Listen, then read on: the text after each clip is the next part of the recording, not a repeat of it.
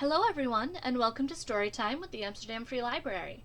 Today we're going to be reading The Irish Cinderlad, which is a retelling of an ancient Irish story. So a little bit of background that you should know. In Ireland, for thousands of years, storytellers were considered to be extremely important. They were second in society only to the king. But then, in 1366, an English law was passed that banished bards and poets and storytellers from using their native tongue and telling many of their traditional stories. Because of this, many Irish legends and folk tales were forbidden and forgotten. The Irish Cinderlad is an adaptation of an old Irish story that was revived in the 19th century. The Cinderlad is not exclusively unique to Ireland. You're going to see stories about the Cinderlad around the world. The most familiar of this is the Scandinavian Asklad, but you'll also see them in England and Hungary and India and Japan, and there's even an African story where the hero is identified by a shoe test. You're also going to see, much more popular and traditional in our day and age, is the Cinderella story, who is the female counterpart to the Cinderlad. And just like Cinderella, the Cinderlad is aided by a magical being. In our story, you're going to see the Cinderlad is aided by a bull, which might seem a little strange to you. So it's important for you to know that in ancient Ireland, cattle were extremely important. They were thought to have come from the sea, and they had unusual powers. In particular, a cow with a white face and red ears was considered to be an enchanted and extremely magical creature. Are you ready? Let's read The Irish Cinderlad by Shirley Climo and illustrated by Loretta Koprinski. In Ireland, in the old times, there lived a lad named Beacon. His mother gave him this name the day he was born, for Beacon is Irish for little one. It is fitting, she said, for such a wee thing. His mother loved him all the same and carried Beacon about in her egg basket for safekeeping. Whenever he opened his mouth, she spooned milk porridge into it, and Beacon began to grow. Red hair flamed on his head. His skinny legs got rounder. His tiny feet got longer until his toes poked out of the basket. Although the rest of him stayed small, his feet kept on growing. By the time Beacon was 13 years old, they were so large he'd splash a puddle dry just by stepping in it. Still, Beacon's worries were few enough, until his mother died. His father was a peddler and often away, selling needles and pins and bringing back whatever they needed. To Beacon's astonishment, one evening he came home with a new wife and her 3 nearly grown daughters. "Now you've a mam again, and 3 big sisters besides to watch out for you," his father explained. Watch they did. All 3 sisters spied on him, and if anything went amiss, they shrieked, "Blame little Big Foot!" For that is what they called him. "We'd be better off without that good-for-nothing boy," said their mother. At last she told Beacon, "Your big feet are always in the way. It's time you went off to tend to the cows." "Cows are fine company," Beacon said. "But I've heard talk of a mean speckled bull. A kick from him can send a man sailing over the rainbow." "Stop fretting," snapped his stepmother. "Not even a cow could mistake you for a man." So Beacon became a herd boy. Each day at sunup, he led his father's 3 cows up the hill to graze on purple clover. At sundown, he brought them home again. In between, he sat under an oak tree and kept a sharp eye out for the speckled bull. One misty morning, Beacon heard a bellow louder than a thunderclap. Rocks rattled down the hill, cows galloped about in circles, and Beacon scampered up the oak tree. When he dared to look, it was right into the angry eyes of an enormous bull. The creature's face was white, but splashed with rusty red like the freckles on Beacon's nose. The hooves were big and broad, like Beacon's feet. He twitched his long tail and pawed the ground. ready to knock down the tree and the boy with it. Quickly, Beacon stretched out his hand and scratched him behind the ear, in the place the cows like best. "We could be cousins, you and I," said Beacon, jumping down, "for we look to be patched together from the same odds and ends." The bull lowered his head with the wicked curved horns. But instead of tossing Beacon, he nuzzled his cheek. From that moment, the bull and the boy were fast friends. Beacon told him of his troubles, while the speckled bull listened, chewing thoughtfully. "The sisters tattle," said Beacon one day. "The stepmother scolds. I'm fed only scraps and will soon shrink down to nothing." "Not while I am about," rumbled the bull. "Look into my left ear and pull out what you find there." Beacon wasn't surprised to hear the bull talk, for he had begun to suspect that his friend was no ordinary animal. Seeing something white poking out of the animal's ear, Beacon tugged on it. Out came a tablecloth, and wrapped inside was a whole meal. There was bread and cheese and sausage. There were boiled turnips, a partridge pie, oaten cakes sticky with honey. "Eat what you will," said the bull. Beacon ate every crumb and licked his fingers clean. Then he rolled up the cloth and tucked it back into the bull's ear. Each day thereafter, Beacon had a noontime meal fit for a chieftain. Each evening he turned down the crust of bread his stepmother set out for his supper. "That boy is filling his stomach some way," the woman said to his eldest daughter. "Tomorrow, hie yourself up to the pasture and find out how." The sister did just that, hiding behind a bush to watch Beacon while he tended the cows. At midday, the speckled bull arrived. She saw Beacon pat him, put a hand to his ear, and pull out a feast. "The bull is feeding Beacon," she whispered to her mother that night. "I saw it." "Then we shall butcher that old speckled bull," declared the mother. "He'll make a grand stew for us." Eyes closed, Beacon nodded on the hearth. But his ears were open, and he heard every word that was said. And at the first light of day, he ran to warn his friend. The bull snorted. "I'll not end up in a soup pot. Get on my back, lad, and we'll soon be gone from here." With Beacon holding tight to his horns, the bull trotted up the hill, over a steep mountain, and through a wood of beech trees. In a meadow, many days from home, the bull stopped. "Here is where we bid goodbye," he said, "for it is here that the gray bull and I must fight." "No!" Beacon threw his arms around the bull's neck. "The gray bull shall kill me, for my fate has been foretold. When I am dead, you are to twist off my tail." Beacon stared in horror. "Never!" "Wear my tail as a belt. Use it when you need my help the most." The bull nudged Beacon gently. "Do as I say." Early the next morning, a bull, gray as the sky overhead, came charging through the trees. The two bulls locked horns and fought throughout the rainy day. When evening came, the gray bull had disappeared, and the speckled bull lay dead. Beacon sat behind his friend all night. At dawn, remembering the bull's words, he cautiously twisted his tail. It spun around in a full circle and came off at once. Beacon wrapped the tail twice around his waist, and then, for the last time, reached into the animal's ear. He pulled out the tablecloth, now bare of food and fresh as new, and carefully covered the bull. "Slán," he whispered, which is the Irish word for goodbye.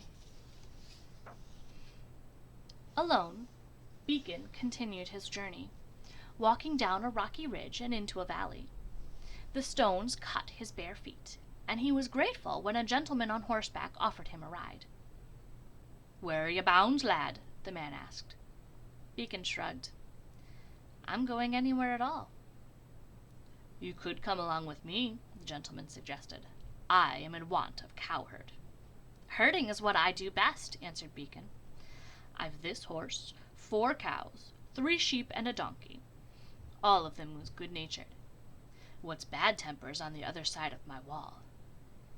An Aroch." "A giant!" Beacon exclaimed. "I'd like to see one."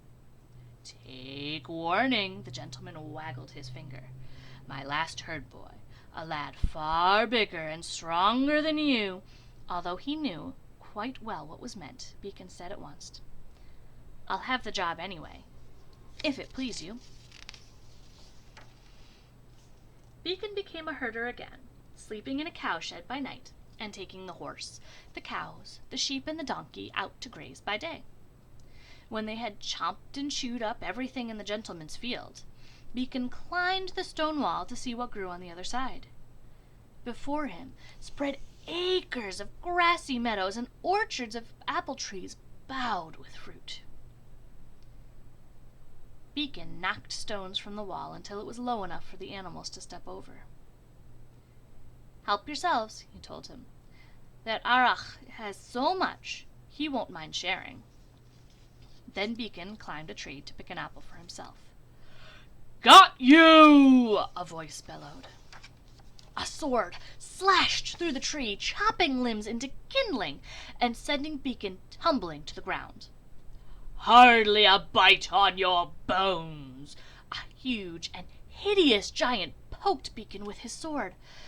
"But a bite is better than nothing." Beacon's teeth began to chatter. The rest of him was too frightened to move. And then he remembered the speckled bull's last words. He pulled off his belt and flung it at the giant. As if it were alive, the bull's tail coiled like a snake around the giant's neck. The giant dropped his sword. "Call it off!" he croaked. "Not ever!" vowed Beacon. "Not—" His eyes fell on the giant's shiny buckled boots. "Until you give me those boots." The giant glared at Beacon, but he kicked off his boots. "Now be gone, and never come back!" Beacon commanded. He climbed up on the donkey, caught hold of the bull's tail, and yanked it like a bell pull. "Promise?" The giant's face turned purple. "Promise!" he puffed. As soon as Beacon let go, the belt unwound. With a fearsome howl, the Erach bounded over the wall and disappeared. Beacon buckled on the giant's huge boots. "Just my size," he said. Then, waving the sword, he led the herd home. Some time later, the gentleman told Beacon, "Stay home with the cows today. There's trouble coming to the town of Kinsale." "Trouble?" asked Beacon. "'Tis the day of the dragon," his master shuddered. "Every 7 years that wicked lizard rises from the ocean and swallows the fairest maiden of the land." "And what if she does not care for that?" Beacon asked. "Oh, she has no choice, for she'll be bound to a post. If she's not there, the dragon will blow the sea onto the land, wash away the village, and drown all the people." "That is trouble indeed!" cried Beacon. "This year, the lass is Princess Finola, the king's own daughter." He squinted at Beacon. "Don't you be thinking about going. The crowd might crush one as small as you." Going was just what Beacon had in mind. While his master slept, Beacon put on the giant's boots and thrust the sword into his bull belt tail. Then he scrambled onto the donkey and rode off to Kinsale. Beacon spied the king's castle first, for it was perched high on the headland above the blue-green sea. As he trotted down the hillside to the town, Beacon saw carts crowding the shore, and a girl tied to a post at the water's edge. A band of gold circled her shiny black hair. and Beacon knew she was Princess Finola. The scene was strangely silent. Only the voice of the princess was heard over the splash of the waves. "Will no one help me?" she pleaded. People looked away from her. Some hung their heads, but no one moved. "I shall!" cried Beacon, sliding from the donkey. "Let me sharpen my sword on that dragon. I'll—" "Look behind you!" the princess screamed. Beacon wheeled about. The sea was bubbling, as if coming to a boil, and suddenly a monstrous dragon burst forth from the water. Flames flashed from its mouth, and its barbed tail churned the waves to a froth. Scales plated its body like armor, and the nails on its toes were sharper than daggers. Beacon raised the giant sword with trembling hands. "Beware, serpent!" he shouted, and the battle began. "Ooh!" moaned the crowd, as the dragon almost caught Beacon in its claws. "Bravo!" cried the princess as Beacon's sword drew blood. But the creature acted as if the strikes from the sword were pinpricks. By afternoon, Beacon was so tired he could hardly lift the blade. Grasping his belt instead, he hurled it at the dragon. The bull's tail wrapped itself around the fiery jaws, tying them shut. The dragon snorted and heaved, but each move tightened the belt. Soon only two thin streams of smoke curled from its nostrils. With a sizzle, the monster sank beneath the waves, taking the tail of the speckled bull down with it. People cheered and rushed to Beacon, almost crushing him, just as his master had warned. Then he heard, "Little Bigfoot!" and saw his 3 stepsisters ready to pounce on him like 3 cats on a mouse. Beacon jumped on his donkey. "Wait!" cried Princess Finola. She reached for Beacon and caught him by the boot. "I want to thank you." "You're welcome, to be sure." Kicking the donkey, Beacon took off down the road as if the dragon still chased him. And the princess was left holding his boot. The next day, Beacon took his herd to pasture, just as always. But now he only had 1 boot. His bull-tail belt was gone forever, and the tip of the giant sword was bent like a fishhook. Beacon dug a hole and buried the sword under an apple tree.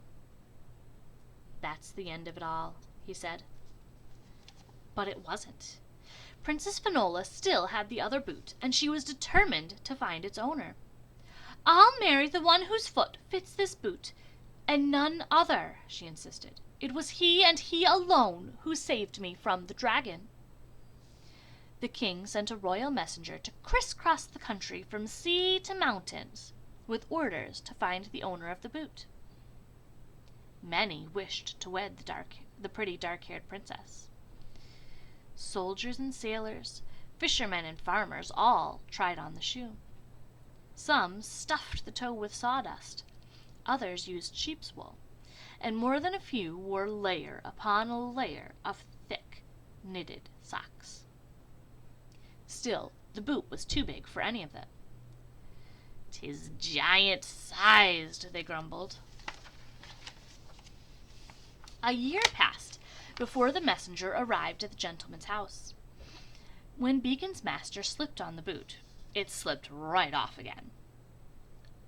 "Let the lad have a go at it," he said. "A cowherd!" The messenger winked at the gentleman, but handed the boot to Beacon. "Why not?" Of course, the boot fit Beacon as snug as his own skin. He kicked up his heel, grinned at his master, and said to the astonished messenger, "I've got the mate to it in the cowshed." Soon enough, Beacon was on his way to Kinsale again, wearing both boots, and astride the gentleman's fine horse. "How grand!" the princess cried when he arrived at the castle. We're just the same height, sir, so I know we'll see eye to eye on everything." He grinned at her. "You can call me Beacon," he said, "for that's what my mother named me." "You shall be Prince Beacon," said Princess Finola. She hugged him, and the lad blushed as red as the hair on his head. The end. Thanks for joining us today. We'll see you for the next video.